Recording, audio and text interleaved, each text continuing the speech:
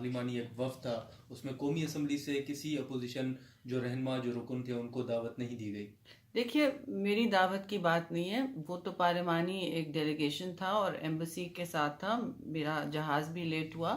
بات یہ ہے کہ یہ سارا کام انسٹیٹیوشنلی ہونے چاہیے تھے، حکومت کی طرف سے ہونے چاہیے تھے، اور ایک واضح پیغام جانا چاہیے تھا کہ ہم سب جو ہم ہیں، جو پاکستان کی ریاست اور پاکستان کی ساکھ کے لیے سب یک زبان ہوتے ہیں۔ کون نہیں چاہے گا کہ ہمارے قیدی مثلاً رہا ہوں؟ کون نہیں چاہے گا کہ سرمایہ کاری یہاں وسیع طور پر آئے؟ کون نہیں چاہے گا کہ پاکستان کی بہتری کے لیے، پاکستان کی سلامتی کے لیے ہم ایک فارن پالیسی کے حوالے سے ہمیشہ کون نہیں چاہے گا کہ پاکستان مستحکم ہو، پاکستان سٹرونگ ہو؟ تو یہ بات تو ان کی اپنی میں سمجھتی ہوں کم ظرفی ہے کہ انہوں نے اپوزیشن کو فیڈریشن کا، ریاست کا حصہ نہیں سمجھا۔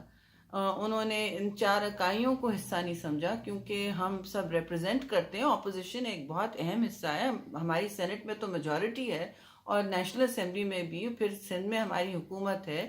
آپ نے ایک سابق صدر کو نہیں بلایا، زرداری صاحب کو نہیں بلایا، آپ نے چیئرمین بلاول بھٹو کو نہیں بلایا، آپ نے لیڈر آف اپوزیشن کو نہیں مدعو کیا۔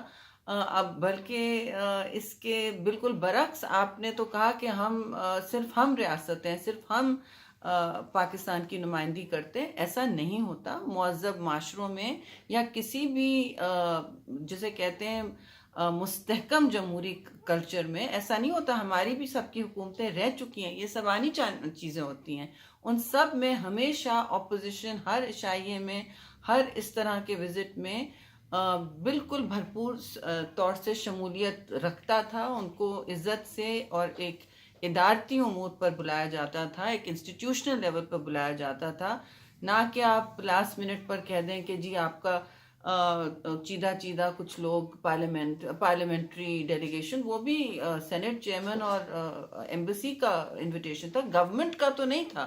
گورنمنٹ کا انویٹیشن آج تک نہیں ملا، نہ کرتارپور کے حوالے سے ایسا کیا انہوں نے، اور نہ اس وقت اتنے بڑے اہم وزٹ پر جو سعودی ولی عہد کا تھا۔ تو ہم سب ویلکم کرتے ہیں، ہم سب نے خیر